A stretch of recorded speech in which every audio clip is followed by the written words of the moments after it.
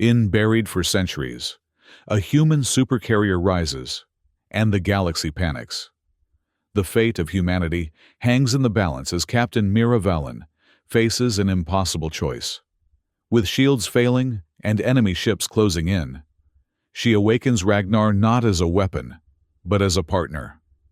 The entity responds with unexpected wisdom, neutralizing the enemy fleet without destruction, forever changing the balance of galactic power. The howling winds of Delta V7 swept across the icy tundra, driving snow in horizontal sheets that reduced visibility to mere meters. It was a world of perpetual winter, of endless blizzards and frozen wastelands, a forgotten outpost on the edge of the galaxy. More than 1,000 years had passed since humans had abandoned this sector. Their once mighty Terran empire now little more than myth and legend among the stars. Captain Mira Valen stood at the viewport of Salvager 1, her breath fogging the reinforced glass as she stared out at the white nothingness. Her ship, a mid-sized salvage vessel with a crew of just 5, had been tracking an anomalous signal for the past 3 days, following it to this desolate corner of space. "Any change in the signal, Dr. Rune?" she called over her shoulder, not taking her eyes off the swirling snow. Dr. Elias Rune, the crew's signal specialist, hunched over his console, his angular face illuminated by blue light. Stronger now, definitely Terran in origin, military-grade encryption, but ancient, at least a millennium old. Mira nodded, her dark hair pulled back in a tight braid. "And you're sure it's coming from beneath the ice?" "Positive," Rune replied, adjusting his spectacles. "Something big is down there. Very big." Cade Jax Jensen, the ship's mechanical engineer, joined them at the viewport. His muscular frame dwarfed both Mira and Rune. The scanner's picking up a massive metallic structure. Could be an old mining facility, maybe a research station. "Or something more valuable," Mira murmured. Salvage operations were their livelihood. After all, ancient Terran tech fetched astronomical prices on the black market. Lee, Echo, Ja, the scout, entered the bridge, snow still clinging to her thermal suit. She had just returned from a preliminary surface reconnaissance. "Whatever's down there, it's huge. Thermal imaging shows a heat signature at least 2 kilometers long." Sir Oral, the crew's tech priest, looked up from her prayer station. Unlike the others, she viewed their work through a spiritual lens, believing that technology contained echoes of divine will. "We should proceed with caution. The old Terran weapon systems were unpredictable." Mira considered this. They were salvagers, not archaeologists or military personnel, but the potential reward was too great to ignore. "We drill down at first light," she decided. "Echo, prep the ice borers. Jax, I want you to handle the entry protocols once we breach the structure." As the others dispersed to their tasks, Mira remained at the viewport, staring at the endless white. Something about this discovery felt different, more significant than their usual salvage operations. A structure that size, preserved in ice for a millennium, what secrets might it hold? She had no way of knowing that by morning, everything would change, not just for her crew, but for the entire galaxy. The drilling began at dawn, massive thermal borers melting through the thick ice with surprising speed. By midday, they had created a shaft wide enough to accommodate their descent vehicle. Mira led the expedition herself, along with Jax, Echo, and Dr. Rune. Sir Oral remained aboard Salvager 1, monitoring their communications and vital signs. Their descent took nearly an hour, the shaft walls transitioning from pure ice to a mix of frozen soil and metallic debris. Finally, the borer broke through into an enormous cavity beneath the ice. "Holy stars," Jax whispered as they activated their floodlights. Before them stretched a colossal chamber, its ceiling lost in darkness above. But it was what lay below that stole their breath. A vast expanse of dark metal, stretching farther than their lights could reach, Angular shapes, massive bulkheads, the unmistakable design of Terran military architecture. "It's a ship," Dr. Rune said, his voice hushed with awe. "A Terran warship." Echo's scan confirmed it. "Not just any warship. According to these dimensions, it's a supercarrier." Mira felt a chill that had nothing to do with the surrounding ice. The Terran supercarriers were the stuff of nightmares in galactic history, planet-killing behemoths that had once dominated the stars. The kind of ships that could turn the tide of interstellar wars single-handedly. They landed on what appeared to be an upper deck, the descent vehicle's landing strut settling on metal that had not felt a human footstep in centuries. The air was thin but breathable, some ancient environmental system still functioning at minimal capacity. "Look for an entry point," Mira ordered, "but stay together, no wandering off." They moved cautiously across the vast metal plain, their footsteps echoing in the cavernous space. Eventually, they discovered what appeared to be an access hatch, its control panel dark and unresponsive. "I can bypass this," Jax said confidently, removing tools from his pack. These old systems were designed with manual overrides. As he worked on the panel, Dr. Rune examined markings on the hull. "Sovereign class," he read aloud. This was one of their flagships. Echo, who had moved slightly ahead to scout the perimeter, suddenly called back to them.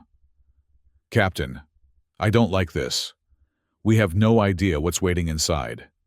A ship this size would have had automated defense systems, maybe even AI control." "We'll be careful," Mira assured her, though Echo's words had stirred her own unease. "Jax, how's it coming?" "Almost there," the engineer replied, connecting two wires. "Just need to—" The panel suddenly flared to life, ancient circuitry awakening with a surge of blue light. Jax barely had time to gasp before the light enveloped him, pulsing once, twice, and then he was gone, vanished into thin air. "Jax!" Mira lunged forward, but Echo held her back. "Don't touch it," the scout warned. The panel continued to glow, its light steady now. Where Jax had stood moments before, there was nothing but empty air. "What happened?" Dr. Rune demanded, scanning the area with his instruments. "Where did he go?" Mira's mind raced. Their mission had just transformed from a salvage operation to a rescue mission. He must be inside. The panel. It must be some kind of transport system or security measure. "Or disintegration field," Echo said grimly. Mira ignored this. "Sir Orel," she called into her communicator. "We've lost Jax. He disappeared after activating an access panel." The tech priest's voice crackled through. "His life signs are still registering on my monitor. Captain. Faint, but present. He's alive, somewhere within that structure." That was all Mira needed to hear. "We're going in after him. Stand by for further communications." Dr. Rune examined the panel. "The system's fully activated now. It appears to be waiting." Mira made her decision. "I'll go first. If I disappear like Jax, wait 30 seconds, then follow. If something goes wrong, get back to the ship immediately." Before Echo or Rune could protest, Mira placed her hand on the glowing panel. The blue light surged around her, momentarily blinding in its intensity. She felt a sensation of disassembly, as if every atom of her body was being carefully catalogued and reassigned. Then darkness, followed by a sudden rush of sensation as she reformed elsewhere. Mira found herself standing in a corridor, dimly lit by emergency lighting that flickered to life as she moved. The air was stale, but breathable. The corridor stretched in both directions, its walls lined with the sleek, utilitarian design characteristic of Terran military vessels. 30 seconds later, Echo materialized beside her, followed shortly by Dr. Rune. Both looked disoriented, but unharmed. "Some kind of matter transport system," Rune muttered, running his scanner along the walls. "Remarkable that it still functions after all this time." "Where's Jax?" Echo asked. drawing her sidearm and checking the corridor in both directions. "No sign of him," Mira replied. But Sir Oral said his life signs were still registering. He must be somewhere aboard. They chose a direction and moved cautiously down the corridor, their helmet lights supplementing the ship's dim emergency lighting. As they progressed deeper into the vessel, more systems began to activate around them, as if the ship was awakening from a 1,000-year slumber. "It's responding to our presence," Dr. Rune observed. "Human presence. It recognizes us as Terran." The corridor eventually opened into a vast chamber that could only be a command center. Dozens of control stations surrounded a central holographic display area. As they entered, the room gradually illuminated, control panels flickering to life one after another. "Captain," Echo called, her voice tense. "Look!" In the center of the room, a holographic figure had begun to form, humanoid, but clearly artificial, composed of blue light that pulsed with its own inner rhythm. It solidified into the shape of a woman in a Terran military uniform, her features neutral but alert. "Welcome aboard the TSS Aerie," the hologram said, its voice surprisingly warm despite its artificial nature. "I am A's, artificial intelligence yield system of this vessel. It has been 1,247 standard years since my last human interaction. Please identify yourselves." Mira stepped forward. "I'm Captain Mira Valen of the salvage vessel Salvager 1. These are my crew members, Li Zhao and Dr. Elias Rune. Another of our crew, Kay Jensen, was transported aboard earlier. Where is he?" The AI's expression shifted slightly, showing what might have been concern. "An unauthorized access triggered security protocols. The human-designated Kay Jensen has been placed in stasis pending command verification. I can release him once your authority is established." "My authority?" Mira repeated. "I'm not Terran military. We're salvagers who discovered your ship buried in ice." A's processed this information, her holographic form flickering momentarily. "The Terran sovereignty no longer exists." Dr. Rune stepped forward. "The Terran Empire fell over 1,000 years ago. Humanity has scattered across the stars, forming smaller colonies and joining various interstellar alliances. Earth itself is now a protected historical site." The AI was silent for a long moment. "This is unexpected. My primary directive is to serve and protect Terran interests. In the absence of the sovereignty, the command structure defaults to the highest-ranking human present." She turned to Mira. "As a ship captain, that would be you. Captain Valen?" "Then release our crewmate," Mira ordered. "Complying," Aes responded. A moment later, a section of wall slid open, revealing a small chamber where Jax lay suspended in a blue energy field. As they watched, the field dissipated, and he slumped to the floor, gasping. Echo rushed to his side. "Are you all right?" Jax nodded, his face pale. "That was disorienting. 1 second I was working on the panel. The next I was trapped in that, whatever it was. A security stasis field," AS explained. "Standard procedure for unauthorized access." Mira helped Jax to his feet, then turned back to the AI. "What exactly is the TSS Aerie, and why was it buried under ice?" Aya's hologram expanded, projecting a 3-dimensional schematic of the vessel around them. The Terran sovereign ship Aerie is a sovereign-class supercarrier, the flagship of the 7th Fleet. During the final days of the Krex conflict, the Aerie sustained heavy damage and was forced to make an emergency landing on this planet, then designated as Outpost Delta V7. The crew evacuated, but I was instructed to maintain minimal systems and await retrieval. The retrieval never came. Over centuries, glacial movement and continued snowfall eventually buried the ship completely. The schematic rotated, showing the true scale of the vessel they stood within, over 3 kilometers long, half a kilometer wide, with multiple decks, hangars, and weapon systems. "This is incredible," Dr. Rune breathed, examining the projection. A fully intact Sovereign-class carrier. The historical value alone is immeasurable. The military value is what concerns me, Echo said quietly. A ship like this. It could destabilize the entire sector if word gets out. Mira had to agree. The current galactic political landscape was fragile at best. The Krex Dominion still controlled significant territory, and the Varn Watchers maintained their vigilant border patrols. Both had historical grudges against humanity dating back to the Terran sovereignty's expansionist era.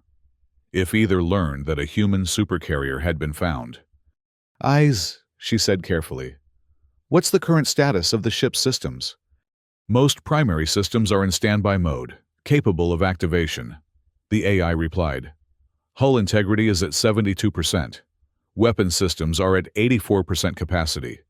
Defense systems at 91%. Power core at 63% and recharging from ambient energy collection. The ship is capable of atmospheric flight and limited space travel with current power levels. Full interstellar capability would require power core rejuvenation." "And what about offensive capabilities?" Mira asked. Aya's hologram shifted, displaying the ship's armaments: plasma cannons, railguns, missile batteries, and defense shields that were considered impenetrable in their day. Additionally, the AI continued, the ship houses a complement of 3,000 combat androids in suspended animation, as well as 127 tactical fighter craft in the lower hangars. Echo whistled softly.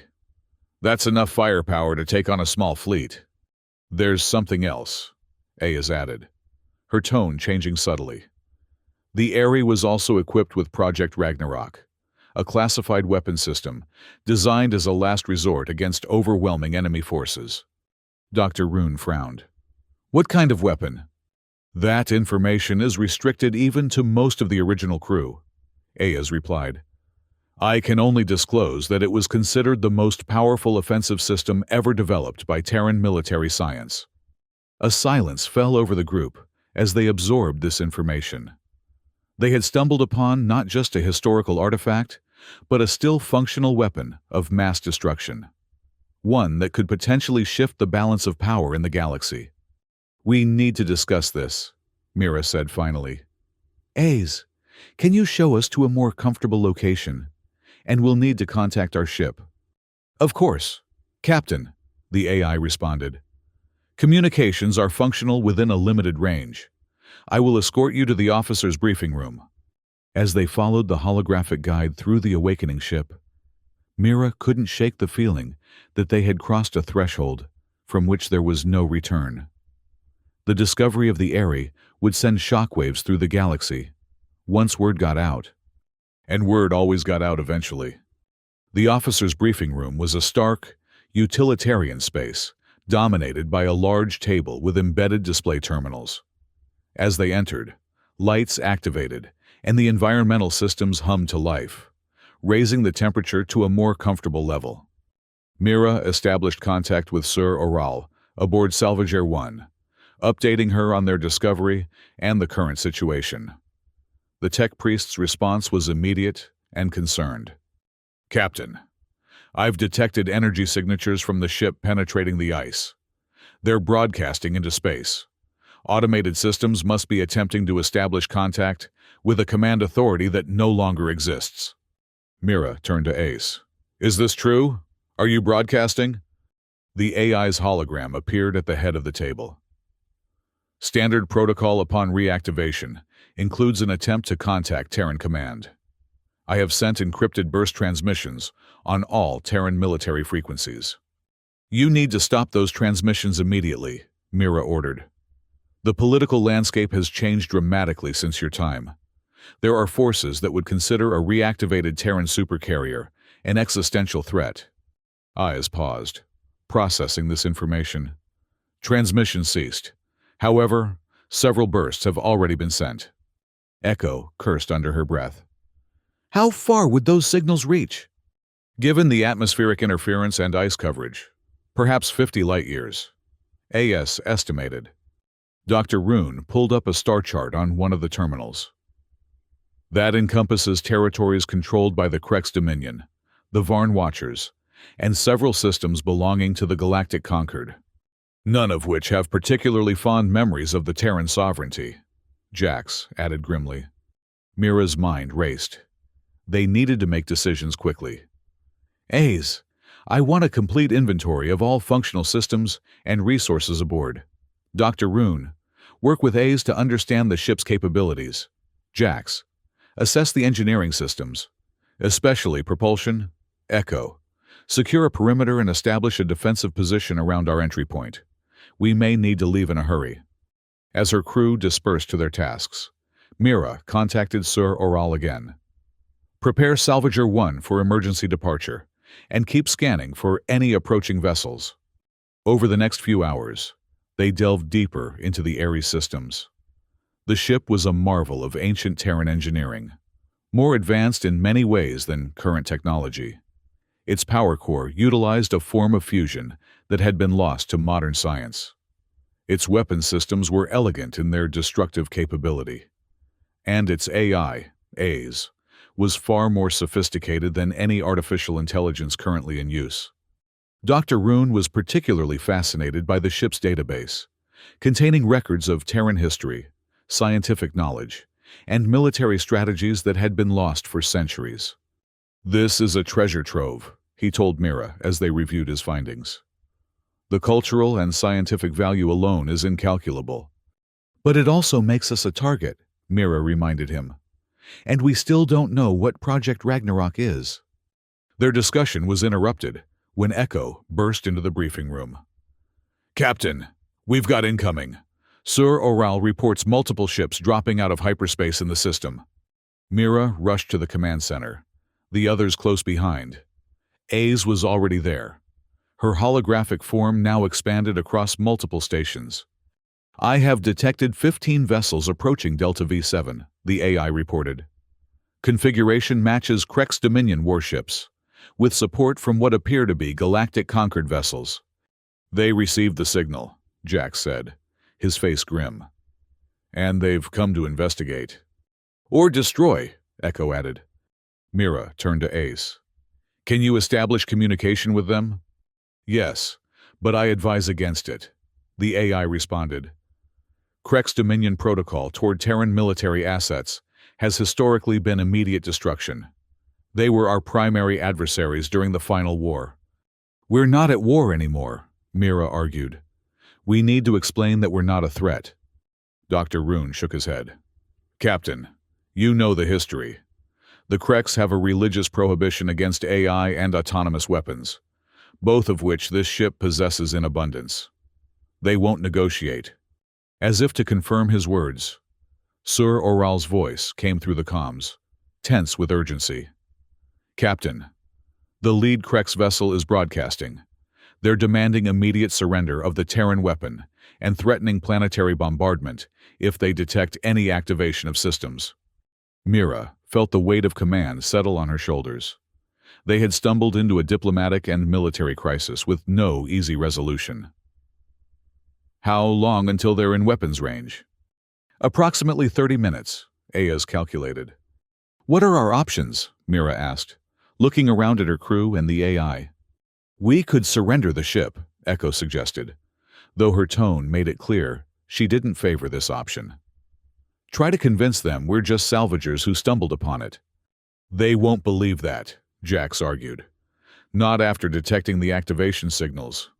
And even if they did, they'd still destroy the ship, with us potentially still on it. We could try to escape in Salvager 1, Dr. Rune offered. Leaving the Aerie to the Krex? Mira shook her head. That might be even worse. Who knows what they'd do with this technology? There is another option, Ayaz said, her voice unusually solemn. The Ares defense systems are fully operational. We could fight. A heavy silence fell over the command center. The idea of engaging in battle with 15 warships using a 1,000-year-old vessel seemed like suicide. Yet, the alternatives seemed equally dire. What would our chances be? Mira finally asked. Against modern vessels. Ayaz calculated for a moment. The Ares technology was significantly advanced for its time. Many of our systems would still surpass current military capabilities. However, we are outnumbered and operating at reduced power. I estimate a 37% chance of survival in direct confrontation. Unless we use Project Ragnarok, Jack said quietly. All eyes turned to the engineer. I found references to it in the engineering databases, he explained. It's not just a weapon. It's some kind of synthetic organism. A weaponized life form designed to target and destroy enemy vessels. Dr. Rune looked appalled. A biological weapon? Not biological. Aya's corrected. Synthetic. A constructed entity capable of independent action but bound to protect the Ares and its crew. It was developed as a last resort against overwhelming odds. Mira felt a chill. The Terran sovereignty had been known for its ruthless efficiency in warfare, but creating living weapons crossed an ethical line that even most modern military powers respected. I won't authorize the use of such a weapon, she declared. Not without understanding exactly what it is and what it does. She turned to Ace. Are there other defense options? We could activate the android core, the AI suggested. They're designed for both ship defense and planetary operations. Additionally, the tactical fighters could provide a defensive screen. Mira nodded. Do it, and begin powering up the shield systems. If we can't escape and won't surrender, we'll have to stand our ground. As Ace set about awakening the ship's dormant defenders, Mira gathered her crew. I know this isn't what any of you signed up for. If you want to take Salvager 1 and leave, I won't stop you. Echo shook her head. And miss the fight of the century? Not a chance. Someone needs to make sure this technology doesn't fall into the wrong hands. Dr. Rune added, I'm staying. Jax simply nodded his agreement. Sir Oral's voice came through the comms. I will bring Salvager 1 into the Ares main hangar. We stand together, Captain. Mira felt a surge of pride in her crew. Then let's prepare for battle. Ace, show us what this old warhorse can do. The next 20 minutes were a flurry of activity. Throughout the massive ship, systems long dormant hummed to life. In cavernous bays, rows of humanoid combat androids awakened, their eyes glowing blue as they received their instructions. Fighter craft, sleek and predatory, were prepped for launch by automated systems. Weapon batteries charged, targeting systems calibrated. From the command center, Mira watched as the Ares transformed from a slumbering relic to a battle-ready warship. Ace coordinated it all, her holographic presence extending throughout the vessel, directing the preparations with machine precision. Captain, the AI announced, the first wave of Krex vessels has entered the atmosphere. They're deploying ground forces as well as maintaining orbital positions. On the main display, Mira could see the enemy ships, angular, chitinous vessels that reflected the insectoid nature of their creators. The Krex were an ancient species, highly advanced but deeply traditional, with an instinctive hatred of artificial intelligence and autonomous weapons. The Terran use of both had been a primary cause of the war that had eventually led to humanity's retreat from this sector. Launch the first fighter squadron, Mira ordered, and deploy a defensive perimeter of androids around the ship. Complying, Ayas responded. In the hangars below, launch tubes activated, sending the first wave of Terran fighters streaking into the sky. Meanwhile, access hatches opened along the hull, allowing squadrons of combat androids to emerge onto the icy surface. Incoming transmission from the lead Krex vessel, AS reported. Put it through, Mira said, straightening her posture. The display shifted to show the interior of a Krex command center. The commander was an imposing figure, a tall, chitinous being with compound eyes and mandibles that clicked rhythmically as it spoke. Human vessel, the translator rendered its speech. You have reactivated forbidden technology. Surrender immediately or be destroyed. You have violated the Treaty of Proxima, which prohibits Terran military presence in this sector. Mira stepped forward. This is Captain Mira Valen. We are not a military force. We discovered this vessel buried in ice and are exploring it for historical purposes. We have no hostile intentions. The Krex commander's mandibles clicked rapidly, a sign of agitation or disbelief. Your actions betray your words. We detect weapons activation and deployment of autonomous units. These are acts of war. Defensive measures only, Mira insisted. In response to your fleet's approach, the Dominion does not negotiate with those who wield the forbidden technologies, the Krex declared. You have 10 minutes to surrender before we commence bombardment. The transmission cut off abruptly. Well, that went about as expected, Echo remarked dryly. 9 minutes, 27 seconds until bombardment commences, A's informed them. Mira turned to her crew. Battle stations. A's. Full power to shields. Prepare all defensive systems. As they took their positions, Dr. Rune approached Mira. Captain, I've been reviewing the data on Project Ragnarok. It's troubling. How so? It's not just a weapon. It's semi-sentient. And its destructive capability is beyond anything I've ever encountered. The ethical implications alone. If it's a choice between ethics and survival, I know which one I'm choosing, Jax interrupted. That's exactly the kind of thinking that led to the fall of the Terran sovereignty, Dr. Rune argued. Creating weapons we couldn't fully control or understand. We're not activating Ragnarok, Mira stated firmly. Not unless we have absolutely no other choice. The ship shuddered as the first enemy shots struck the upper atmosphere, superheating the air above them. Orbital bombardment has begun, AIS announced, shields holding at 97%. On the tactical display, Mira watched as the Terran fighters engaged the Krex vessels. Though outnumbered, the ancient Terran craft were remarkably agile, their weapons still devastatingly effective against modern shields. Fighter squadron reporting successful hits on 2 Krex vessels, AS reported. Enemy shields at 60% and 73% respectively. For a moment, Mira allowed herself to hope. Perhaps the Ares' advanced technology would be enough to force a stalemate, to make the Krex reconsider their attack. That hope faded as a new wave of enemy ships appeared on the tactical display. Additional vessels detected, AS announced. Varn Watcher configuration. They have joined the Krex assault. Mira's heart sank. The Varn were a highly advanced species, their technology nearly on par with the ancient Terrans. If they had allied with the Krex in this attack, the Ares' chances of survival dropped dramatically. Shields at 82% and falling, AS reported, as concentrated fire from the combined fleet hammered their defenses.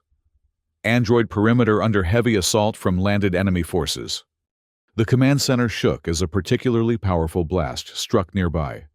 Warning lights flashed across multiple consoles. We can't hold out against both fleets, Echo said, gripping her station as another blast rocked the ship. There are innocent people aboard, Dr. Rune reminded them. Sir Oral, the crew of Salvager 1, and billions of innocent lives throughout the galaxy if the Krex or Varn get control of this ship's technology, Jax countered. Mira knew they were running out of options. A's, what's the status of the power core? Operating at 67% efficiency. Sufficient for continued defense, but not for breaking orbit. Another hit, harder this time. The lights flickered momentarily. Shields at 64%, AS reported. Hull breach on Deck 12, sealing now. Mira made her decision. Tell me about Project Ragnarok. Exactly what is it, and what will it do if activated? The AI's hologram seemed to hesitate. Project Ragnarok is a synthetic entity, designated Ragnar. It exists in a quantum state until activated, at which point it materializes and autonomously targets all hostile vessels within range. It is programmed to protect the Ares and its crew at all costs. And its destructive capability. Total. No vessel targeted by Ragnar has ever survived. The ship shuddered again, more violently this time. Shields at 51%, AS announced. Critical failure imminent. Mira looked around at her crew, at Echo's determined face, at Jax's grim expression, at Dr. Rune's evident concern. They had stumbled upon this ancient weapon, and now they faced an impossible choice: release a potentially uncontrollable force of destruction, or allow the ship to fall into enemy hands. "Where is the activation mechanism?" she asked finally. "Captain," Dr. Rune protested, "we don't know what this thing is capable of. The ethical implications of letting this ship fall into the hands of the Krex or Varn are just as severe," Mira countered. "They'd use this technology to dominate the galaxy." Another violent shake. A support beam crashed down near the tactical station. "Shields at 42%. AS reported. Multiple hull breaches. Android perimeter failing." Mira turned to the AI. "Eyes, show me how to activate Project Ragnarok." The hologram nodded and led them deeper into the ship, through corridors now flickering with emergency lighting as power was diverted to critical systems. They descended several levels, eventually reaching a sealed chamber, marked with warning symbols in ancient Terran script. "This is the Ragnarok Control Center," Ayaz explained, as the heavy doors slid open. Inside was a simple room containing a single pedestal with a hand-shaped depression. Above it hovered a pulsing orb of blue energy, contained within an electromagnetic field. "Place your hand on the interface to initiate activation," Ayaz instructed. "As acting commander of the Aerie, only you can authorize deployment." Mira approached the pedestal slowly. The ship shook continuously now as the bombardment intensified. "Captain," Sur Oral's voice came through the comms. "Enemy forces have breached the outer hull. The androids are engaging, but they're overwhelming our defenses." Mira placed her hand on the depression. It felt warm beneath her palm, pulsing with energy. "Are you certain, Captain?" Ayaz asked. "Once Ragnar is deployed, I cannot recall it." Mira hesitated for one last moment. Then another blast rocked the ship, nearly throwing her off her feet. "Do it," she commanded. The orb of energy above the pedestal flared blindingly bright. The entire chamber hummed with power, the air crackling with electricity. The orb expanded, pulsing, growing larger until it filled nearly half the room. Then it changed, taking shape, forming into something both beautiful and terrifying. A creature of pure energy, vaguely humanoid but larger, with wings of crackling blue lightning and eyes that burned like stars. Ragnar. The entity hovered before them, regarding Mira with an intelligence that seemed far more than artificial. Then, without a sound, it passed through the solid wall of the chamber, moving upward toward the surface. "What happens now?" Mira asked, her voice barely above a whisper. "Ragnar will engage all hostile forces," Ayaz replied. "I suggest we return to the command center to monitor the situation." They rushed back, arriving just as the tactical display updated to show a new presence above the ship, a blazing point of blue light rising from the ice. "What is that thing?" Echo asked, staring at the display. They watched in awe and horror as Ragnar ascended toward the enemy fleet. The creature moved with impossible speed, darting between vessels. Wherever it touched, ships simply ceased to exist, not exploding, not breaking apart, but dissolving into their component atoms in flashes of blue light. "It's breaking molecular bonds," Dr. Rune realized, his scientific curiosity momentarily overriding his ethical concerns. "Somehow, it's severing the atomic connections that hold matter together." The Krex and Varn fleets attempted to respond, firing every weapon they possessed at the energy being, but their shots passed harmlessly through it, or were absorbed, seemingly making it stronger. In less than 5 minutes, it was over. Where a combined fleet of over 20 warships had been, there was now nothing but scattered debris and dissipating energy. Ragnar hovered above the planet, a blue star of destruction, waiting. "Ragnar has eliminated all hostile vessels," Ayaz announced. "It awaits further instructions." The command center was silent, everyone processing what they had just witnessed. The sheer destructive power of the entity they had released was beyond anything in modern warfare. "Can it be deactivated?" Mira asked finally. "It will return to dormancy once it determines there are no further threats to the area," Ace explained. "However, it will remain responsive to any new threats that emerge." As they watched, the blue star that was Ragnar began to descend, returning to the ship. Minutes later, they felt a subtle vibration through the deck plates, and then silence. "Ragnar has returned to its containment chamber," Ace informed them. "It is now dormant." Mira sank into the command chair, the full weight of what had just occurred settling on her. They had unleashed a weapon of unimaginable power, one that could potentially change the balance of power throughout the galaxy. "We should destroy it," Dr. Rune said quietly. "A weapon like that, no one should control it." "And how exactly do you propose we destroy something that just atomized 20 warships in minutes?" Jax asked. Before anyone could respond, Ace interrupted. "Captain, I'm detecting multiple subspace communications throughout the sector. News of the engagement is spreading rapidly. The destruction of the Krex-Varn fleet has been observed." Mira nodded grimly. As she had feared, word was getting out. "What's the likely response?" "Based on historical patterns and current political landscapes," Ace analyzed, "we can expect several reactions. The Krex Dominion will likely mobilize their main fleet for retaliation. The Varn Watchers will alert their allies in the Galactic Concord. Various independent powers will be curious about the source of the destruction. And..." The AI paused. "And," Mira prompted, "and there is a high probability that scattered human colonies and settlements will take notice. The re-emergence of Terran military power could serve as a rallying point." Echo looked up from her console. "Captain, we're receiving transmissions from at least 3 different sources, all using variations of old Terran military codes. They're asking for identification and confirmation." "Other humans," Jax said. "Probably descendants of military outposts or colonies that survived the fall." Mira considered their situation. The discovery of the Aerie and the deployment of Ragnar had irrevocably changed things. There was no going back to their lives as simple salvagers. They had become the custodians of a power that could reshape galactic politics, for better or worse. "Respond to the Terran transmissions," she decided. Tell them the Aerie has awakened, and arrange for a secure meeting."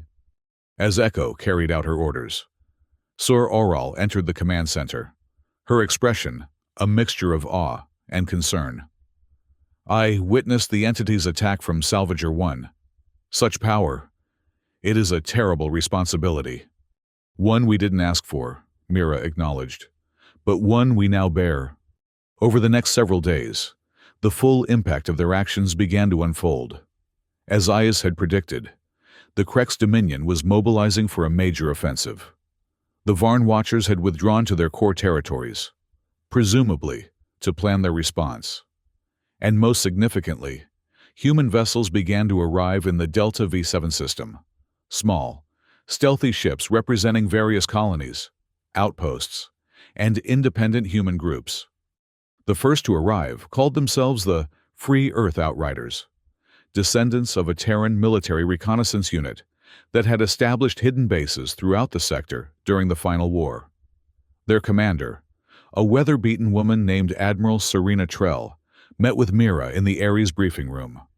"When we detected the Sovereign-class signature, I could hardly believe it," Trell admitted, running her hand along the ancient Terran insignia on the wall.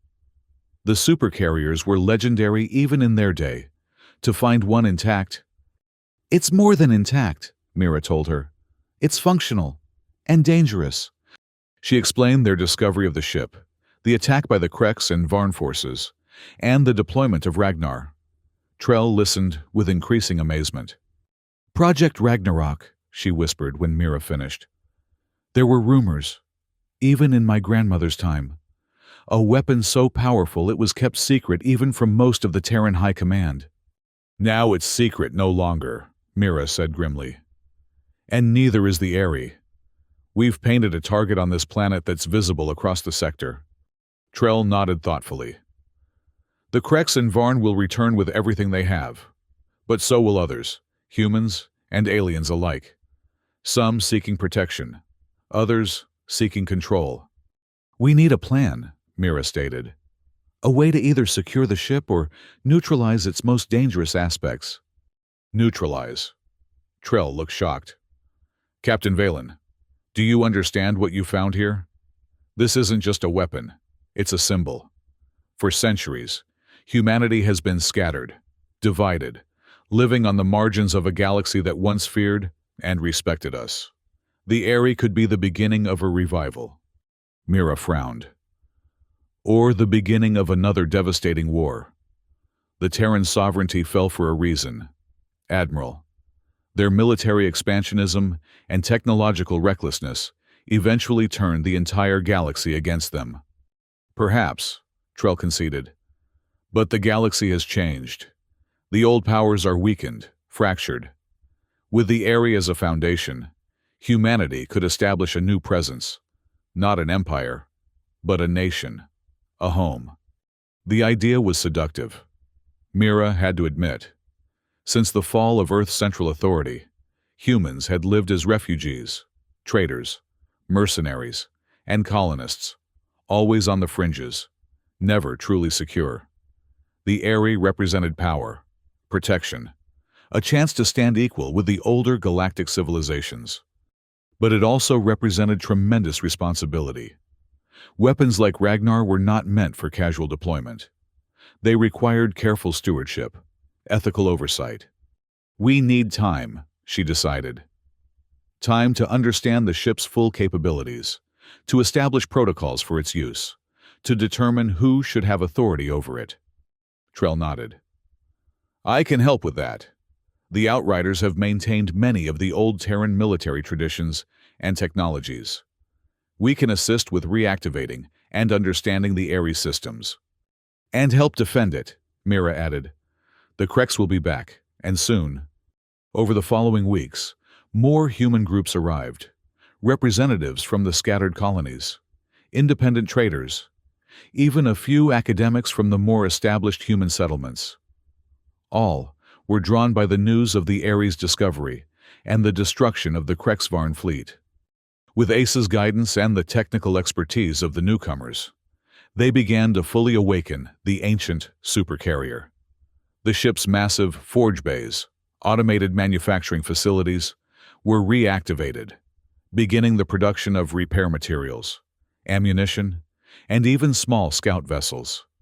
The android corps was expanded, creating a formidable ground defense force. The fighter squadrons were brought to full operational status. Beneath the ice of Delta V7, a fortress was taking shape. The nucleus of what Admiral Trell was already calling Nation Airy, a new human power in a sector long abandoned by their kind. Mira found herself at the center of it all, reluctantly accepting the role of overall commander. Her salvage crew had adapted to their new circumstances with varying degrees of enthusiasm. Echo thrived in the military environment, taking command of the fighter squadrons. Jax lost himself in the engineering challenges of restoring the ancient vessel.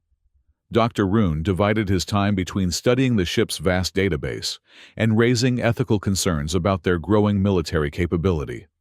Sir Oral perhaps underwent the most significant transformation. The tech priest found in the Airy a fulfillment of her spiritual beliefs about the divine nature of technology. She became a liaison between the practical-minded military personnel and those who, like her, saw the ship's revival as something approaching a miracle. 6 weeks after the discovery, Mira stood on an observation platform that had been carved into the ice cliff above the Airy. From this vantage point, she could see how much had changed.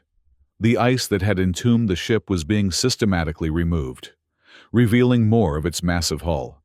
Landing pads and defense emplacements dotted the surrounding landscape.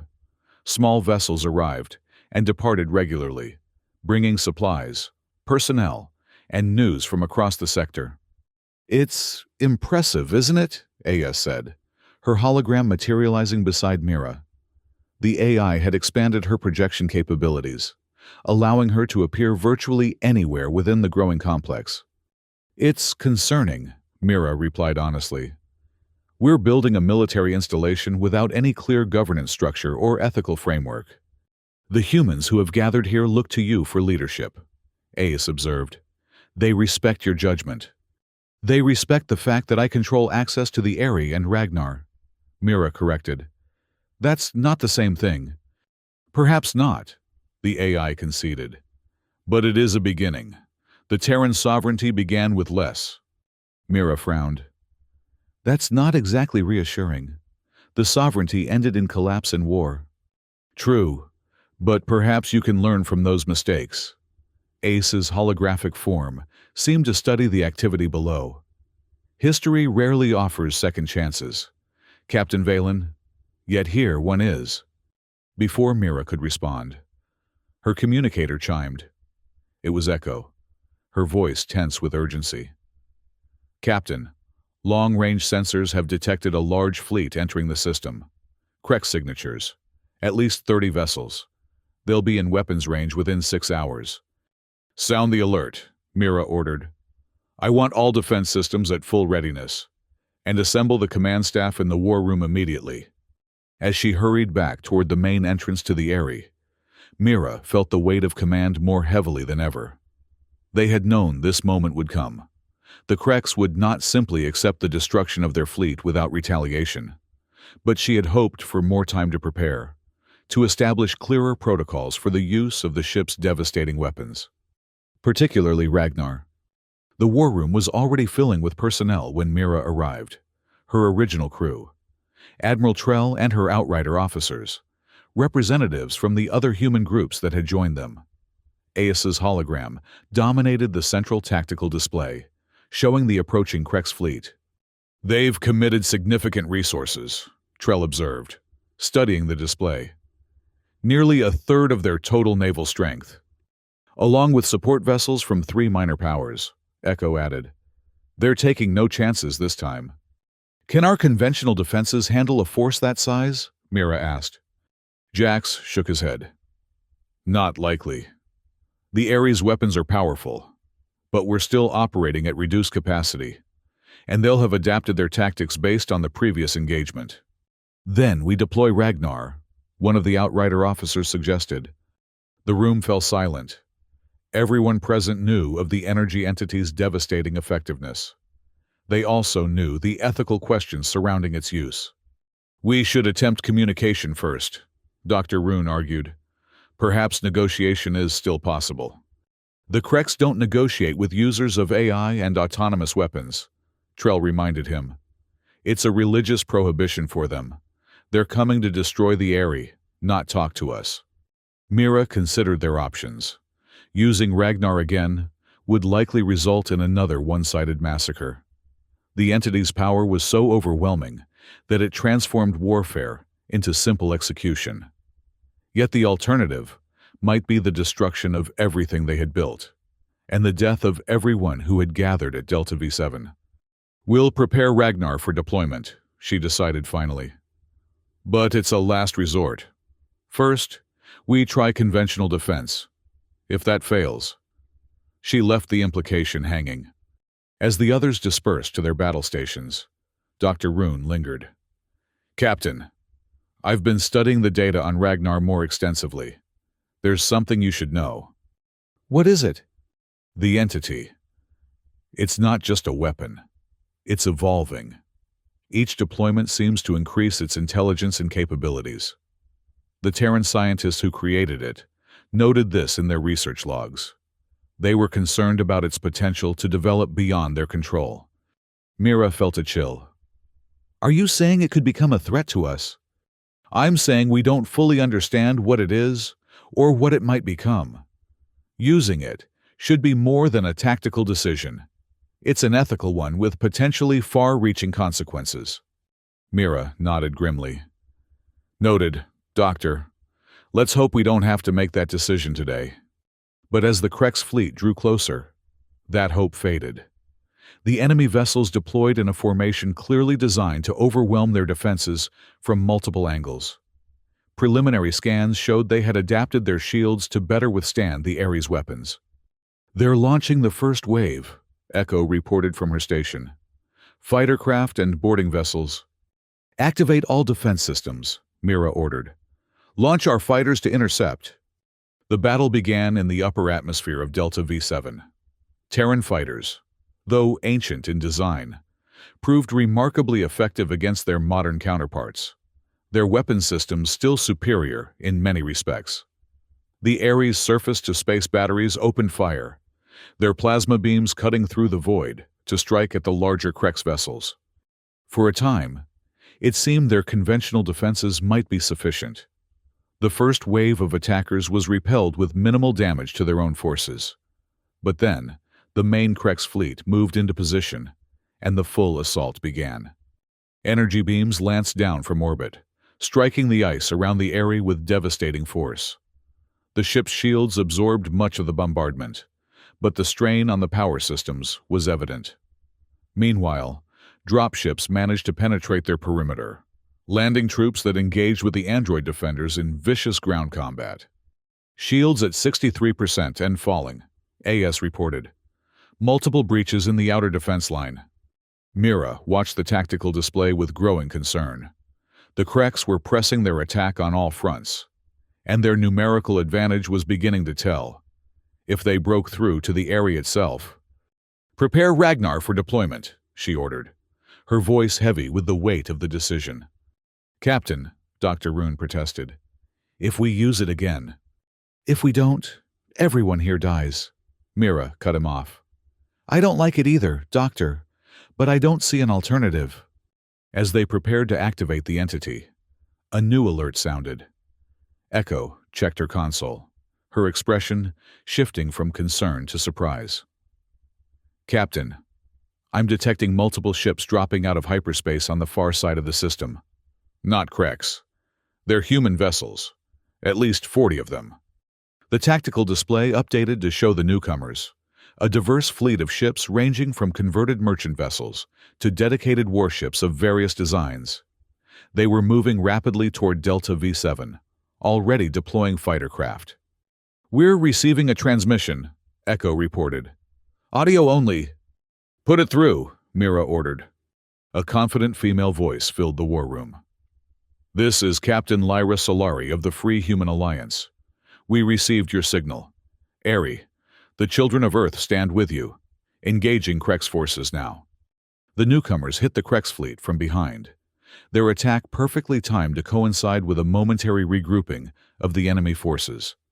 Caught between the Ares defenses and the surprise assault, the Krex formations began to fragment. "The Free Human Alliance," Admiral Trell breathed, a smile spreading across her face. "I thought they were just a rumor, a coalition of human colonies from the Inner Rim." "Well, they're very real," Jax observed, watching as the Allied ships tore into the Krex rearguard. "And they've brought friends." The battle turned rapidly. The Krex, prepared for a single target, found themselves caught in a crossfire. Their attempts to regroup were hampered by the coordinated attacks from both the Ares forces and the Alliance fleet. Within an hour, the outcome was clear.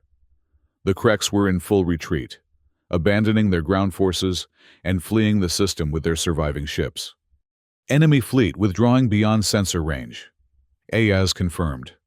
"Remaining ground forces are surrendering or attempting to reach extraction points." A cheer went up from the personnel in the war room. They had won, without resorting to Ragnar's devastating power. "Maintain alert status," Mira ordered, unwilling to celebrate prematurely. "And prepare to receive representatives from the Alliance." Captain Solari arrived at the Aerie 2 hours later, accompanied by a small delegation representing various human settlements and factions. She was younger than Mira had expected, perhaps in her early 30s, with dark skin and close-cropped hair. Her uniform was an eclectic mix of styles, reflecting the diverse origins of her coalition. "Captain Valen," she greeted Mira with a firm handshake. It's an honor to meet the person who's accomplished what many thought impossible, reviving a Terran supercarrier and standing off a Krex assault force. We wouldn't have succeeded without your timely arrival, Mira acknowledged. How did you know we needed help? Solari smiled. Word travels fast when a legend comes back to life. When the Ares signal reached our outposts, we began gathering allies immediately. We knew the Krex would respond with overwhelming force. And you came to our aid despite the risk, Mira observed. Why? Because humanity needs this, Solari said simply, gesturing around at the ancient ship. For too long, we've been scattered, vulnerable, living on the margins of a galaxy that once feared us. The Aerie represents a chance to change that, not to rebuild the sovereignty, but to establish a human presence that commands respect. It was similar to what Admiral Trell had said, but coming from Solari, a representative of far-flung human settlements, rather than former military, it carried different implications. You're talking about nation-building, Mira realized. I'm talking about survival, Solari corrected. The galaxy is changing, Captain Valen. Old alliances are fracturing. New powers are emerging. If humanity remains divided, we'll be swept aside or absorbed. But with a center, a fortress, a symbol, we can forge a different path. Mira considered this. She had never intended to become involved in galactic politics. She and her crew had been simple salvagers, looking for valuable tech to sell. But the discovery of the Aerie had thrust them into a position of tremendous influence and responsibility. What exactly are you proposing? She asked finally. A coalition, Solari replied.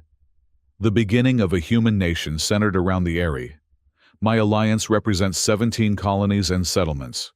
Admiral Trell's Outriders control key transit routes. Together with the other groups that have already joined you, we could establish a significant presence in this sector. Under whose leadership? Mira asked. The critical question. Solari smiled. That's to be determined. But the fact remains that you control the Aerie, Captain Valen. That gives you a substantial voice in whatever emerges. The implications were both exhilarating and terrifying. Mira had never sought power or authority beyond her small salvage crew. Now, she was being offered a central role in the rebirth of human influence in the galaxy. I need to discuss this with my people, she said finally. This is a decision that affects all of us. Of course, Solari agreed. But don't wait too long. The Krex will return, perhaps with Varn support next time.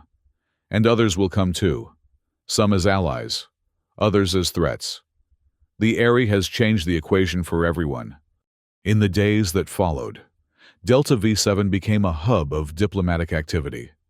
Representatives from various human settlements arrived to assess the situation and pledge their support. Technical experts worked alongside the Ares systems to further restore the ancient vessel. Military personnel from different human factions trained together, forming the nucleus of a unified defense force. Beneath the ice, the massive ship continued its own reawakening. More of its systems came online daily. Its manufacturing facilities produced supplies, weapons, and even small vessels. The android core expanded, providing security throughout the growing complex. Mira spent much of her time in meetings, negotiations, and planning sessions. The role of commander had been thrust upon her, and despite her reservations, she found herself adapting to it. Her salvage crew similarly adjusted to their new circumstances, each finding a place in the emerging structure. One evening, as the activity finally wound down, Mira found herself alone in the Ares observation dome, a transparent section of hull that offered a view of the stars above Delta V7.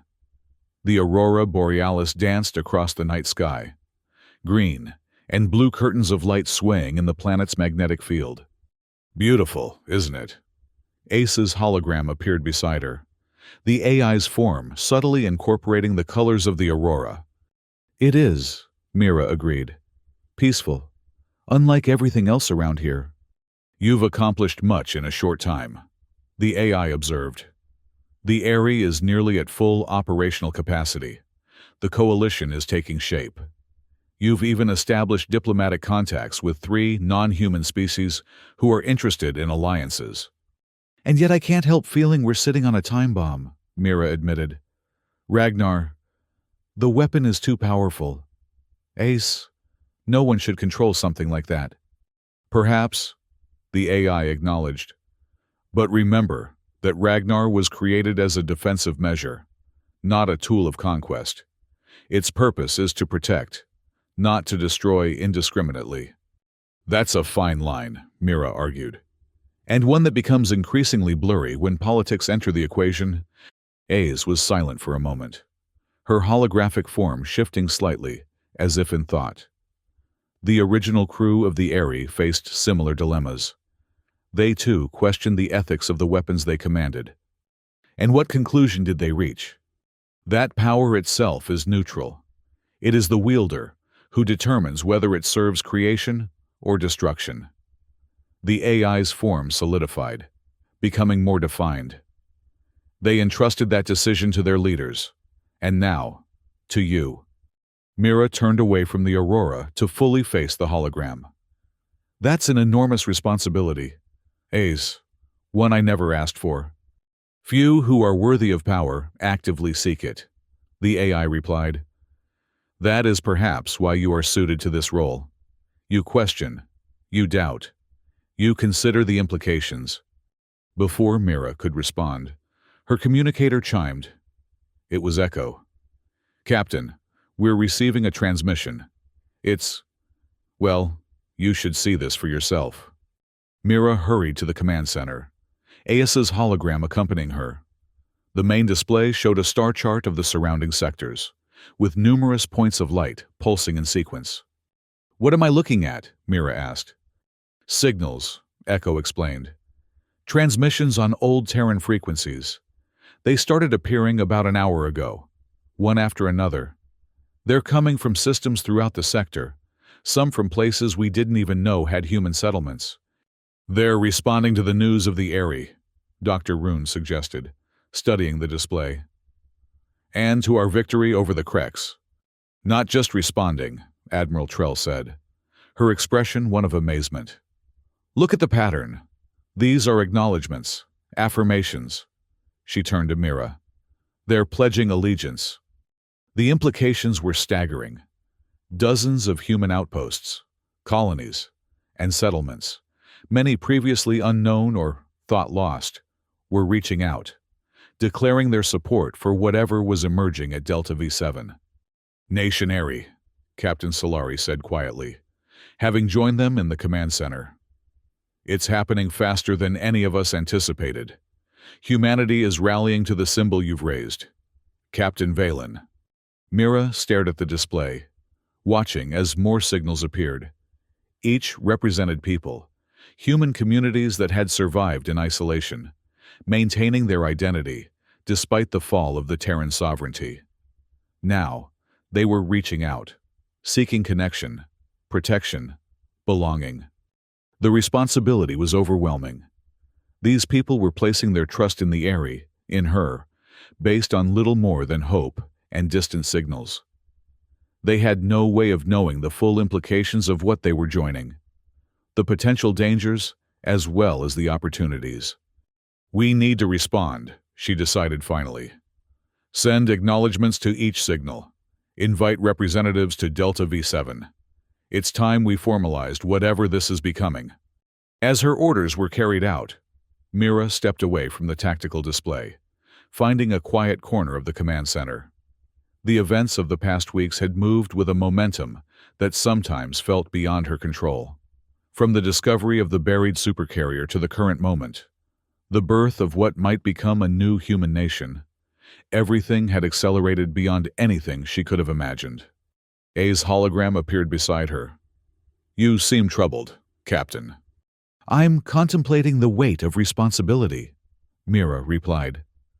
All these people looking to us for leadership, for protection. Using Ragnar once was a desperate measure. But what happens when others demand its use? When political considerations enter the equation? That the AI said softly, is the burden of command. The Terran sovereignty fell in part because it failed to balance power with restraint. Perhaps you can chart a different course. Mira hoped so. But as she returned to the tactical display, watching as more signals appeared across the star chart, she couldn't help but wonder if they were setting in motion events that would eventually spiral beyond their control. Just as the original creators of Ragnar might have done 1,000 years ago. In the weeks that followed, Delta V7 transformed from a military outpost to the capital of an emerging nation. Representatives arrived from dozens of human settlements, bringing with them resources, expertise, and hope. Temporary structures sprouted across the ice plains surrounding the area, housing diplomatic missions, trade delegations, and civilian administrators. Inside the ancient Supercarrier, more systems awakened daily. The ship's vast manufacturing capabilities produced materials for expansion. Its powerful communications array maintained contact with the growing network of allied settlements. Its defensive systems stood vigilant against potential threats. And deep within its core, Project Ragnarok remained dormant but ever-present, a power too great to use casually, yet too valuable to abandon. Mira found herself at the center of it all, reluctantly accepting the role that circumstances had thrust upon her. She had never sought leadership beyond her small salvage crew. Now she commanded not just the area, but the loyalty of settlements across multiple star systems. It was a position she approached with a mixture of determination and trepidation. "The Provisional Council is waiting, Captain," Echo reminded her, as Mira stood before a mirror, adjusting the formal uniform that had been created for her. It was a blend of designs, elements from the ancient Terran military, the Free Human Alliance, and the Outriders, symbolizing the coalition she now led. "I'm still not comfortable with all this ceremony," Mira admitted. 2 months ago, we were salvagers looking for valuable tech. Now I'm addressing a council of representatives from 17 settlements. 23 as of this morning, Echo corrected with a smile. The Procyon Enclave sent delegates overnight. They're a significant industrial power. Mira sighed. That only makes it more daunting. You've earned their respect, Echo assured her. Not just because you control the area, but because of how you've handled everything since its discovery. You've been cautious, ethical, inclusive. That matters to people who remember the mistakes of the old sovereignty. Perhaps, Mira thought as she made her way to the newly established council chambers. But respect came with expectations. Expectations she wasn't certain she could fulfill. The council session focused on practical matters: resource allocation, defense protocols, diplomatic initiatives with neighboring non-human powers. The representatives were pragmatic, focused on establishing a stable foundation for their emerging coalition. There were disagreements, certainly, but the shared goal of human security and prosperity guided their discussions. Until the subject of Ragnar arose. "We need clearer protocols for the deployment of the entity," argued the representative from Nova Haven, a scholarly settlement known for its ethical philosophers. "Its power is too great to be used without extensive oversight." "Oversight takes time," countered the Outrider delegate. "In a crisis situation, delays could mean destruction. Command authority must remain clear and immediate." The debate quickly intensified, revealing the central tension that underlay their coalition. Ragnar represented both their greatest strength and their most significant ethical challenge. Its deployment had saved the area once, but casual use of such devastating power could lead them down the same path that had eventually destroyed the Terran sovereignty. "The decision rests with Captain Valen," Captain Solari stated firmly, bringing the argument to a halt. "She commands the area and has demonstrated both the courage to use Ragnar when necessary and the restraint to seek alternatives when possible." All eyes turned to Mira. She rose slowly, feeling the weight of their expectation. "Ragnar is a last resort," she declared. "A defensive measure to be employed only when all other options have failed. I propose the establishment of an ethics committee, representatives from various settlements who will develop clear guidelines for its use. But, she added, meeting the gaze of each delegate in turn, in a crisis situation, command authority must remain centralized. Seconds can mean the difference between survival and destruction. It was a compromise, but one that seemed to satisfy most of the council. The debate moved on to other matters, but the underlying question remained. How would they balance the tremendous power they now wielded with the responsibility such power demanded? After the council session, Mira retreated to her private quarters, a modest cabin that had once belonged to an officer of the original Eyrie. She had resisted suggestions to create more elaborate accommodations, preferring the simplicity of the ancient ship's design. Aya's hologram appeared as Mira removed her formal jacket. The council session went well, the AI observed. As well as could be expected, Mira agreed.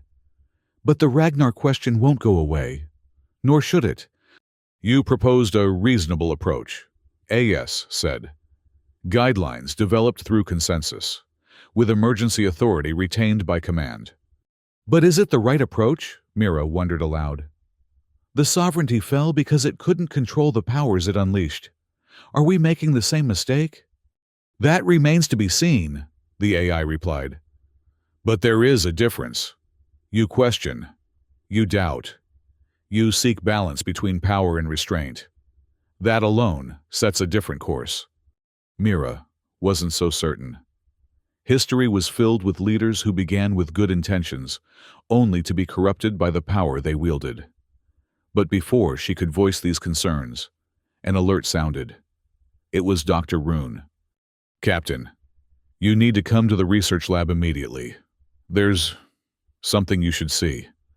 The urgency in his voice was unmistakable. Mira hurried through the corridors of the Eyrie, Aes's hologram floating alongside her. In the research lab, Dr. Rune stood before a display showing complex energy patterns. His expression was a mixture of scientific fascination and deep concern. What am I looking at? Mira asked as she entered.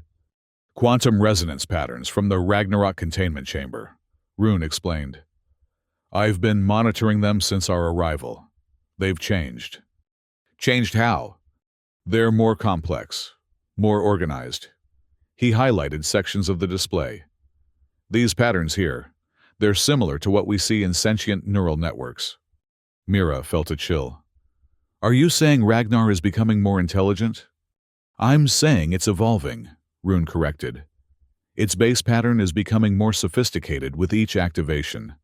The original Terran scientists noted this phenomenon in their research logs, but they never deployed the entity in actual combat conditions as we did. So what does this mean for us? Rune hesitated.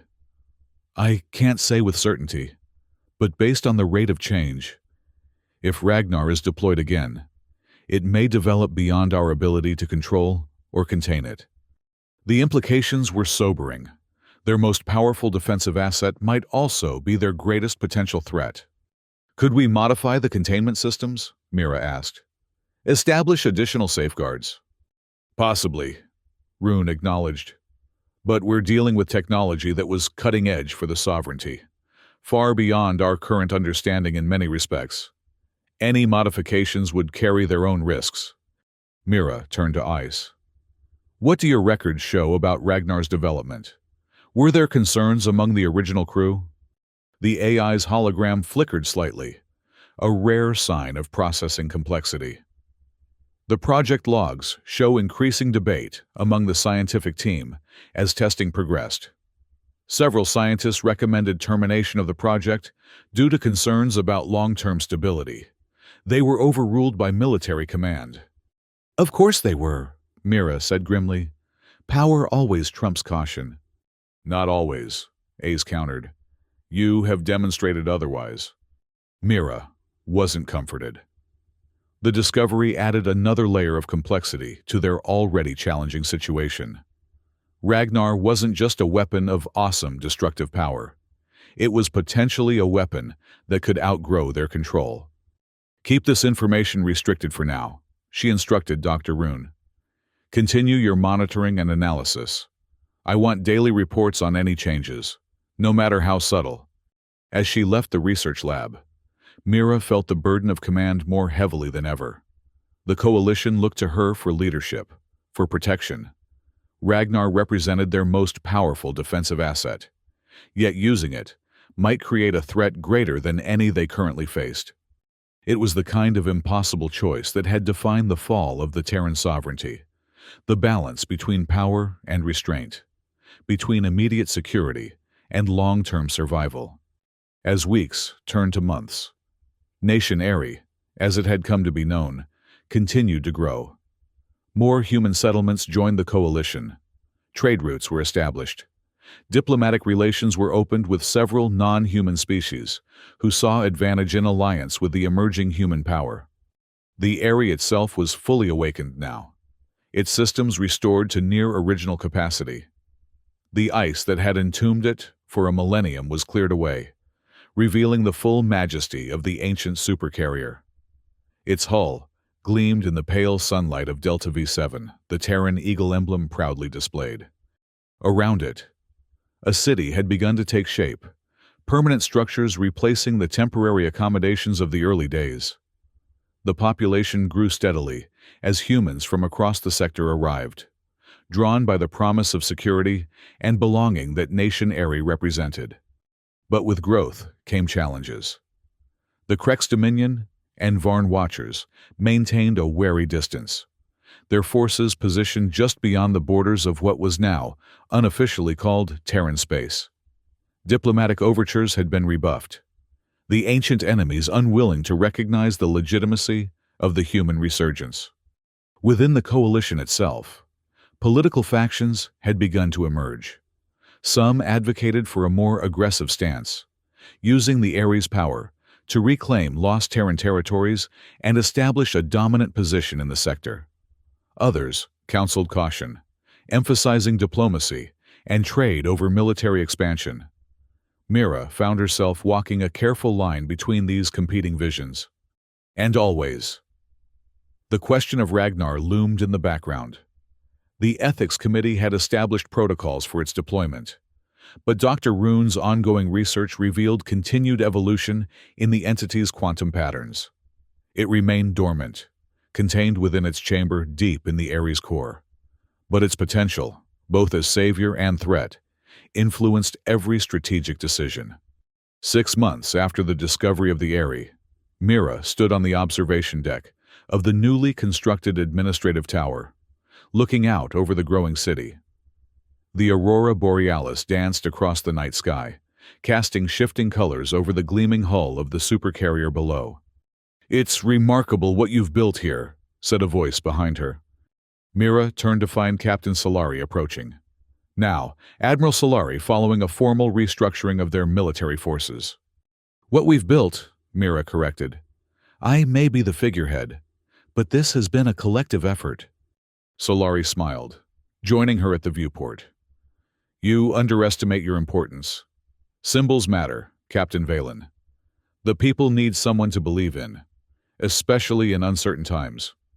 "And these are certainly uncertain times," Mira agreed. Their long-range scouts had reported increased Krex and Varn fleet movements near the borders of their territory. Nothing overtly hostile yet, but a clear message nonetheless. "We've received another transmission from the Free Earth Enclave," Solari informed her, referring to a large human settlement that had thus far remained independent. "They're reconsidering our invitation to join the coalition." "What changed their minds?" "The rumors of a Krex-Varn alliance," Solari said grimly. "Our intelligence suggests they're putting aside their historical differences to address the Terran resurgence, as they're calling it." Mira nodded thoughtfully. It was an expected development, if unwelcome. The Krex and Varn had been rivals for centuries, but both had suffered during the height of Terran expansion. A common enemy could certainly unite former adversaries. "We should convene the council," she decided. "If war is coming, we need to be prepared." As they turned to leave, an alert sounded. A moment later, Echo's voice came through the comm system. "Captain, we've detected an anomaly in the Ragnarok containment chamber. Dr. Rune requests your immediate presence. Mira and Solari exchanged concerned glances before hurrying to the transport platform that would take them to the Eyrie. Within minutes, they were deep within the ancient supercarrier, approaching the secure area that housed Project Ragnarok. Dr. Rune met them outside the containment chamber, his expression grave. "The quantum patterns have shifted again," he reported without preamble. "More dramatically this time, and there's something else." He led them to a monitoring station where complex energy readings scrolled across the display. "The containment field is registering microfluctuations," he explained. "Nothing dangerous yet. But it suggests Ragnar is becoming more active even in its dormant state." "Active how?" Mira asked, studying the display though the readings meant little to her. "It's hard to describe in non-technical terms," Rune admitted. "The closest analogy would be dreaming. Its energy patterns show cycles similar to REM sleep in biological organisms." "It's dreaming?" Solari asked incredulously. "The weapon is dreaming?" "In a manner of speaking," Rune confirmed, "which raises profound questions about its nature. The original Terran scientists classified it as a synthetic entity, but these patterns suggest something closer to a sentient being." Mira felt a chill. If it's sentient, or becoming sentient, then its deployment becomes not just a military decision but an ethical one. Rune finished for her. "We would be asking a potentially self-aware entity to destroy our enemies." The implications were staggering. The ethical debates surrounding Ragnar had already been complex. If the entity was developing actual sentience, those debates would reach an entirely new level. "Can we communicate with it?" Solari asked. "Not in its current state," Rune replied. "But if these patterns continue to evolve, eventually, perhaps." "Keep monitoring the situation," Mira instructed. "And increase security around the containment chamber. No one enters without my direct authorization." As they left the secure area, Solari pulled Mira aside. "This complicates matters," she said quietly. "If war comes, we may need Ragnar. But if it's becoming sentient, then we're back to the same question that has haunted us from the beginning." Mira replied. "How do we balance power with responsibility, security with ethics?" Before Solari could respond, alarms blared throughout the ship. Aes's hologram materialized before them, her expression urgent. "Multiple vessels have entered the system, Krex and Varn configurations, along with several unidentified craft. They're approaching rapidly." The confrontation they had been preparing for had arrived sooner than expected. Mira and Solari rushed to the command center, where tactical displays showed the approaching enemy fleet, over 50 vessels moving in tight formation toward Delta V7. "Status of our defenses?" Mira demanded as she entered. "All systems at full readiness," Echo reported from her station. "Fighter squadrons launching, ground defenses activated. The Procyon squadron is moving to intercept." The defense of Nation Eyrie was well-planned and comprehensive. In the months since the first Krex attack, they had established multiple layers of protection: orbital platforms, fighter squadrons, ground-based weapons arrays. The Eyrie itself remained their strongest asset, its ancient but formidable weapon systems fully restored. But the approaching fleet was larger than anything they had faced before. A combined Krex-Varn force, supplemented by ships from several minor powers that had aligned against the human resurgence. "We're receiving a transmission from the lead Krex vessel," Echo announced. "Put it through," Mira ordered, straightening her posture.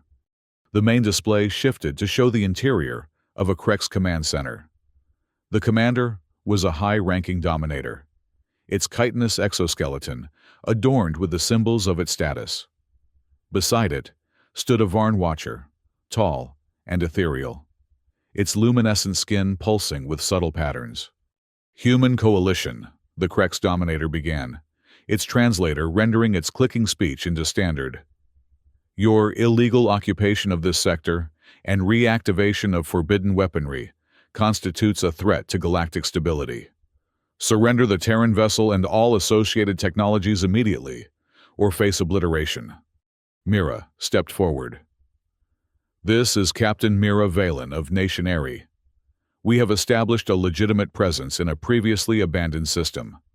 We have no hostile intentions toward the Krex Dominion or the Varn Watchers. We seek peaceful coexistence. The Varn representative spoke next, its voice melodious despite the threatening words.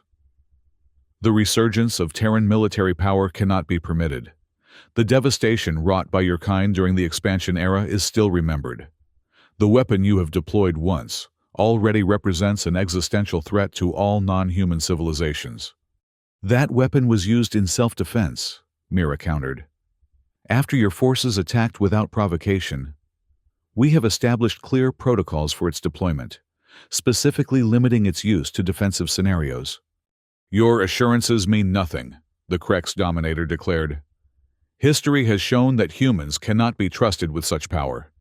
You have 1 hour to surrender the vessel and evacuate your population. After that, we will commence total bombardment. The transmission cut off abruptly. They're not interested in negotiation, Solari observed grimly. They never were, Admiral Trell added, joining them in the command center. This was always their plan. The combined fleet has been assembling for weeks, according to our intelligence. Mira studied the tactical display, assessing their options. Their defenses were strong, but against a fleet of that size. Battle stations, she ordered. All civilians to shelter areas. Deploy all available fighters and activate all defensive systems. As the command crew rushed to carry out her orders, Mira stepped aside with her original team, Echo, Jax, Dr. Rune, and Sur Oral, who had joined them in the command center. These were the people who had been with her from the beginning, who had discovered the Airy and set all of this in motion. We always knew this moment might come, she told them quietly, when we would have to defend everything we've built here. The question is how we defend it, Dr. Rune said, voicing the concern they all shared. Will you deploy Ragnar? It was the critical decision, the one that had loomed over them since the entity's first use. Ragnar could undoubtedly destroy the enemy fleet, just as it had obliterated the smaller force months ago. But the ethical implications had only grown more complex with the discovery of its evolving patterns. I don't know, Mira admitted. The protocols we established require that all conventional options be exhausted first. But against a fleet that size? The people look to you for protection, Echo reminded her. They joined this coalition because of the security the Airy represents. But at what cost? Rune countered. If Ragnar is indeed developing sentience, using it as a weapon becomes morally questionable at best. And if it continues to evolve with each deployment, Jax added, we might be creating something we can't control. Sur Oral, who had remained silent until now, finally spoke. In the old Terran religious texts, there is a concept of stewardship, the responsible management of something entrusted to one's care. Perhaps that is our role here. Not to use or not use, but to guide, to direct power toward protection rather than destruction. Mira considered this perspective. It resonated with her own instincts about their responsibility. Prepare Ragnar for potential deployment, she decided. But it remains our last resort. We fight with conventional means first. As her team dispersed to their battle stations, AS's hologram appeared beside Mira. The enemy fleet has accelerated, the AI reported. They'll be in weapons range in 43 minutes.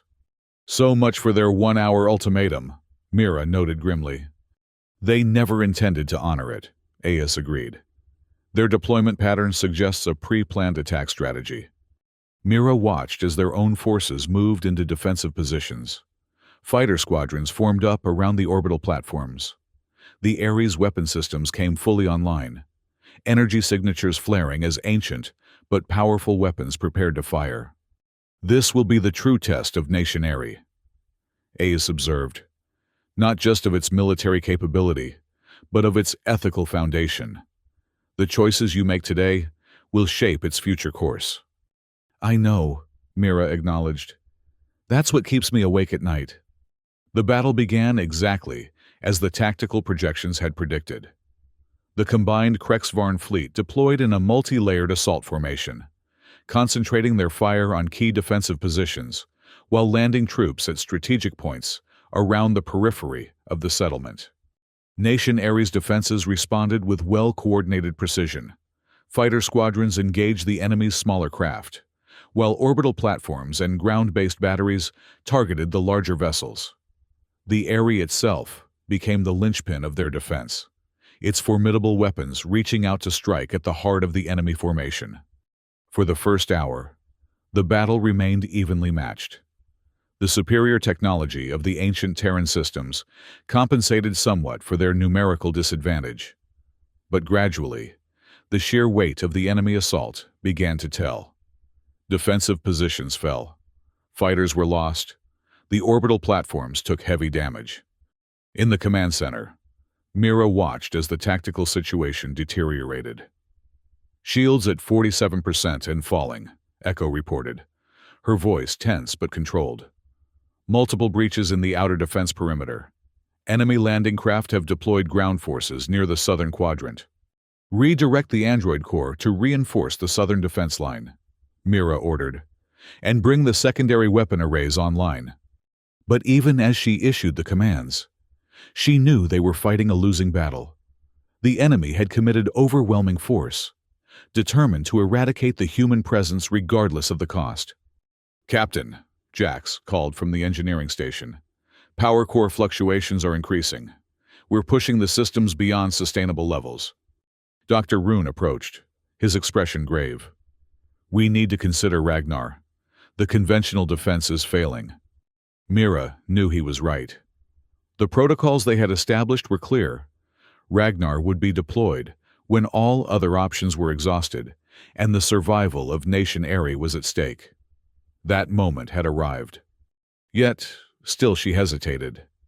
The entity's evolving patterns, its potential sentience, raised profound questions about the ethics of its use. Would they be weaponizing a conscious being, creating a power they couldn't control, repeating the mistakes of the Terran sovereignty? Captain, Solari urged, we're running out of time. The civilian shelters won't withstand orbital bombardment if the main shields fail. Thousands of lives depended on her decision. People who had come to Delta V7 seeking security, hoping to build a new future for humanity in this sector. They trusted her to protect them, to use the power at her disposal when necessary. Prepare Ragnar for deployment, she ordered finally. I'll go to the containment chamber myself, accompanied by Dr. Rune and Sir Oral. Mira made her way through the shuddering corridors of the Ares.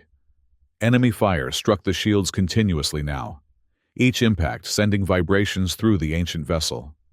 The containment chamber was eerily quiet compared to the chaos elsewhere. The only sound, the soft hum of the field generators. The orb of energy that was Ragnar pulsed gently within its confinement. Blue light, shifting in patterns that seemed almost hypnotic. The activation interface is ready, Dr. Rune reported, checking the control systems. But Captain, the quantum patterns are more complex than ever, whatever Ragnar is becoming. We may not have a choice, Mira reminded him. If we don't deploy it, everyone here dies. And if we do deploy it, we may be releasing something we don't fully understand, he countered. Something that could eventually pose a greater threat than the enemy fleet. Sir Oral approached the containment field, studying the pulsing energy entity with an expression of wonder. Perhaps, she suggested, we should try to communicate with it. Mira and Rune exchanged surprised glances. Communicate? Rune repeated. How? We have no established protocol for... Not through technology, Oral clarified. Through intent, through connection. She turned to Mira. The activation interface responds to the commander's thoughts and intentions as much as to physical input. Perhaps instead of simply deploying Ragnar as a weapon, you could ask for its help. It was an unconventional suggestion, but something about it resonated with Mira. The evolving patterns, the dreamlike states Rune had detected. What if Ragnar was indeed becoming something more than a weapon? Something capable of understanding intent, of making choices? Another violent shudder ran through the ship. "Shields at 31%, Ace's voice announced through the comm system. "Orbital bombardment has intensified. Multiple hull breaches reported." They were out of time. Mira stepped up to the activation pedestal, placing her hand on the interface as she had done months before. But this time, instead of simply issuing a command, she focused her thoughts on communication, on connection. "We need your help," she said aloud, though she knew it was her intent, rather than her words, that mattered. Not as a weapon, but as a protector. There are thousands of innocent lives at stake. The energy orb pulsed more rapidly, its blue light intensifying. The containment field fluctuated, readings spiking across the monitoring stations. "Something's happening," Rune reported, checking the instruments. "The quantum patterns are shifting, reorganizing." The orb expanded, pressing against the boundaries of its containment. Then, with a surge of energy that momentarily overloaded the ship's sensors, it broke free, not violently, but with purpose, passing through the field as if it were no longer a barrier. Ragnar took shape before them, as it had during its first deployment, but the form was different now, still composed of blue energy, still vaguely humanoid, but more defined, more purposeful. It regarded Mira with what could only be described as awareness, its glowing eyes focusing on her with unmistakable intelligence. For a moment that seemed to stretch into eternity, they simply looked at each other, human and entity, creator and creation. Then, without a sound, Ragnar moved, passing through the solid wall of the chamber and descending toward the surface. In the command center, the tactical displays suddenly flared with new energy signatures. "Ragnar has been deployed," Echo announced, tracking the entity's movement. "It's approaching the enemy fleet." All eyes turned to the main screen, which showed the raging space battle above Delta V7. The blue point of light that was Ragnar moved with purpose toward the enemy formation. But instead of immediately attacking as it had during its first deployment, it paused, hovering at the edge of the conflict. "What's it doing?" Solari wondered aloud. No one had an answer. Ragnar's behavior was unprecedented, outside their understanding or control. They could only watch and wait. Then, with a surge of energy that registered across all their sensors, Ragnar expanded, not attacking, but encompassing, creating a barrier of blue light that spread outward from its central form. The barrier passed through Nation Ares' defenses without affecting them. But when it reached the enemy vessels, something remarkable happened. Weapon systems went offline. Engines failed. Communication arrays ceased functioning.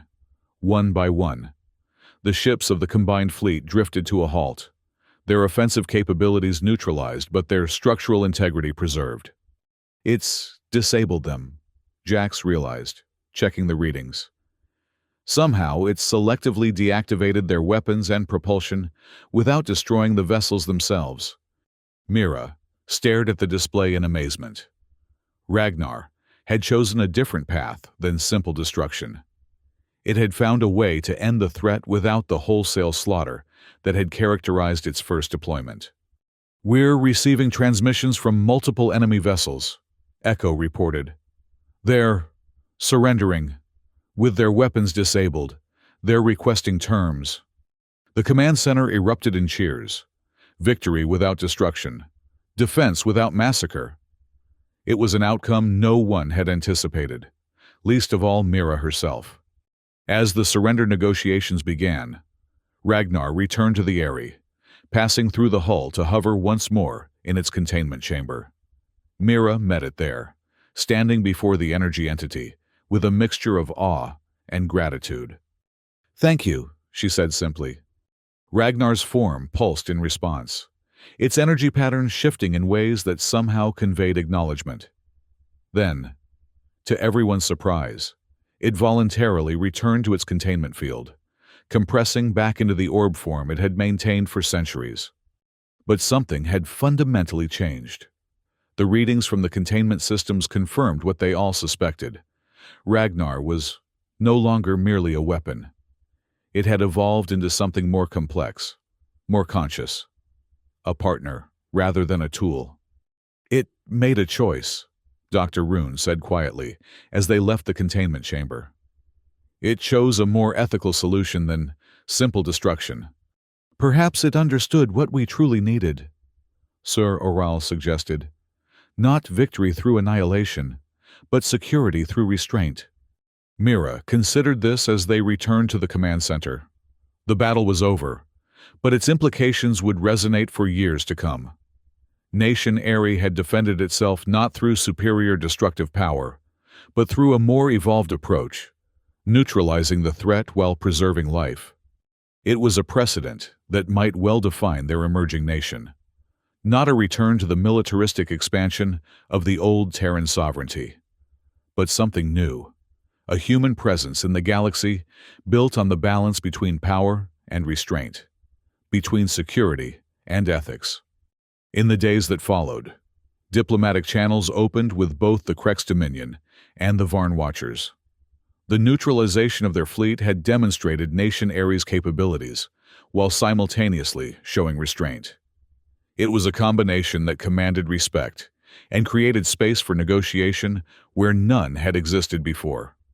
The coalition continued to grow as word spread of both their successful defense and the manner in which it had been achieved.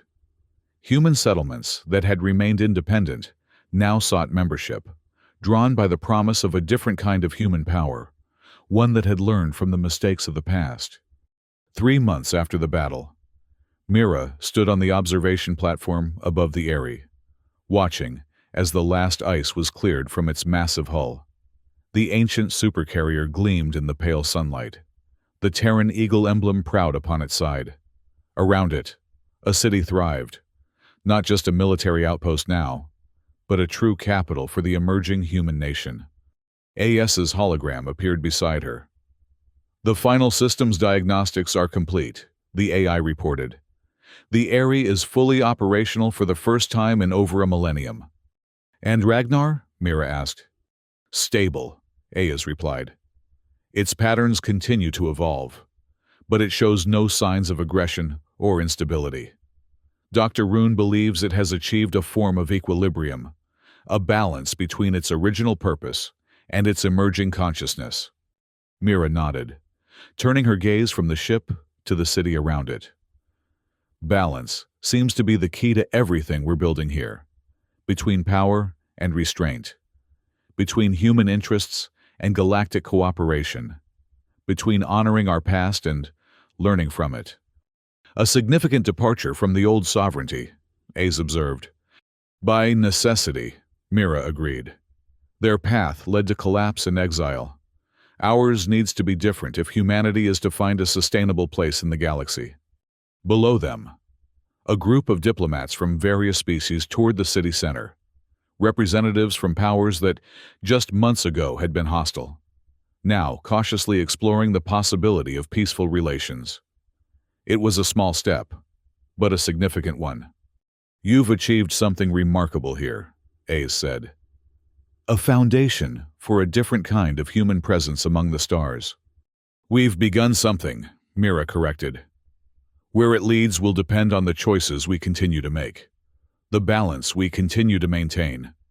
As if in response to her words, a flicker of blue light caught her eye, a momentary manifestation of Ragnar's energy, visible through the hull of the ship below. A reminder of both the power they commanded and the responsibility that came with it. The burden and the opportunity of command, Ace noted, following her gaze. Yes, Mira agreed.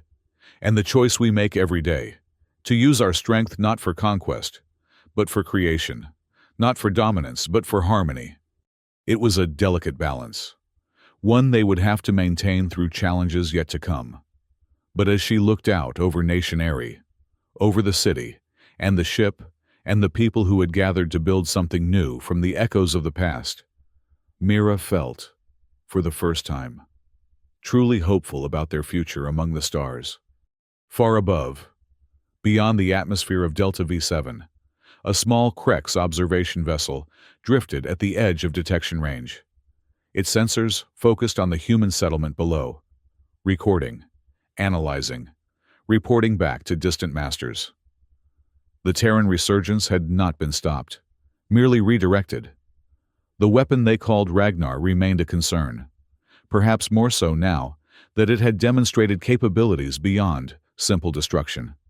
The game had changed. The parameters shifted. New strategies would be required, new alliances formed.